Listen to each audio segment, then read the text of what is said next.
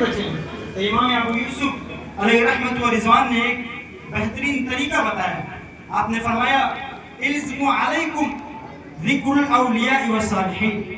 فرمایا تم اگر چاہتے ہو کہ تمہارے دل ایسے دور میں بھی گندگی سے پاک رہیں, تمہاری نفوس پاک و صاف و شفاف رہیں, تو تمہارے لیے ضروری ہے کہ تم اولیاء اللہ کا ذکر خیر سنا کرو. سبحان اللہ. اللہ والوں کا آپ ذکر سنو گے, آپ ان کی کرامتوں کے مظاہرے سماعت کریں گے, آپ ان کی زندگی کے لمحات کو ملاحظہ کریں گے. ظاہری طور پر آپ اللہ والوں کا ذکر سنیں گے, لیکن اس ذکر کی برکت سے اللہ آپ کے دلوں کو پاک کر دے گا. ایک اور امام ابو علی قطان, آپ سے پوچھا گیا کہ بعض لوگ ایسے بھی ہیں جو مجلسوں میں آتے ہیں لیکن جو کچھ سنتے ہیں اس پر عمل نہیں کرتے. لم يعملوا على ما يحصلون في مجالس. ہمارے جو لوگ اولیاء اللہ کی مجلس میں آتے ہیں وہاں سے جو حاصل کرتے ہیں اس پر عمل نہیں کرتے. حضور فرمائیے کیا انہیں اس کا بھی کچھ اجر ملتا ہے؟ کیا تب بھی کچھ فائدہ ہے؟ هل له فائدہ؟ کیا ایسے معاملے میں بھی کوئی فائدہ ہوتا ہے؟ تو امام ابو علی قطان کہنے لگے کہ اس میں فوائد تو بہت ہیں لیکن مین دو فائدے ہیں. ایک فائدہ یہ ہے کہ جو بندہ اللہ والوں کی مجلس میں بیٹھے, اللہ والوں کے ذکر کی مجلس میں بیٹھے, ذکر اللہ سنے, ذکر اہل اللہ سنے, جب وہ ذکر سنے گا اگر اس کے اندر تھوڑا سا بھی اللہ یا اللہ کے رسول کی محبت کی طلب ہوگی تو اللہ اس میں اضافہ فرما دے گا. ایک فائدہ تو یہ ہے.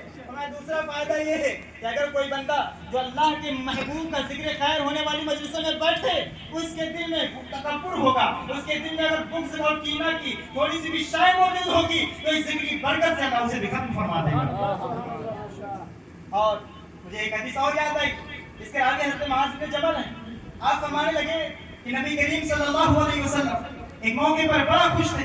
آپ صلی اللہ علیہ وسلم فرمانے لگے ذکر الانبیاء من العبادہ وذکر الصالحین کفارۃ الذنوب الی آخر الحدیث. آپ فرماتے ہیں کہ نبی کریم صلی اللہ علیہ وسلم بڑی خوشی کے عالم میں تھے. آپ صلی اللہ علیہ وسلم نے فرمایا ذکر الانبیاء من العبادہ, اللہ کے جو نبی ہیں, جو رسول ہیں, جو پیغمبر ہیں, ان کا ذکر کرنا عبادتوں میں سے ہے. بے شک سبحان اللہ. انبیاء کا ذکر عبادت ہے. پھر آپ فرمانے لگے وذکر الصالحین کفارہ, اور ان انبیاء علیہ السلام کی امتوں میں جو نیک ولی ہوئے ہیں, جو نیک بندے ہوئے ہیں, جو نیک نفوس والی شخصیات بھی ہیں, اگر ان کا ذکر کیا جائے تو یہ عبادت بھی ہے, گناہوں کا کفارہ بھی ہے.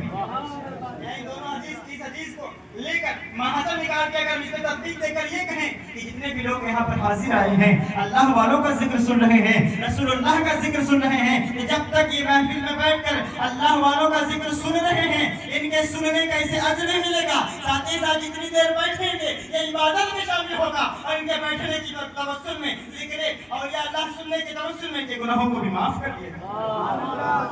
ہم آج جو ذکر خیر سن رہے ہیں اس ذکر خیر کے بھلے اور خیر ہونے کی بشارت ہمارے نبی نے دی. بے شک بے شک. میں نے اپنے مضمون کی وضاحت کے لیے قرآن کریم کی آیات پڑھی تھی.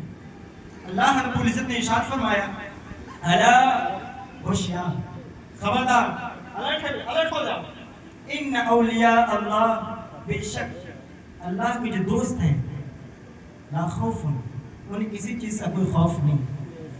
بات غور کریں, تھوڑا سا ذہن کو قریب لائیں کہ یہ اللہ والے, اللہ کے دوست, ان کی بات ہو رہی ہے, لیکن ان کی بات کرنے والی شخصیت کوئی عام نہیں بلکہ رب قدیر کی ذات مبارکہ ہے. بے شک. رب جس کے بارے میں کہہ دے کہ یہ بندہ مجھے مقبول ہے, دنیا چاہے کچھ کر لے لیکن اس بندے کی مقبولیت میں ذرا برابر نہیں. کیا کہنے, ماشاء اللہ. رب کہہ رہا ہے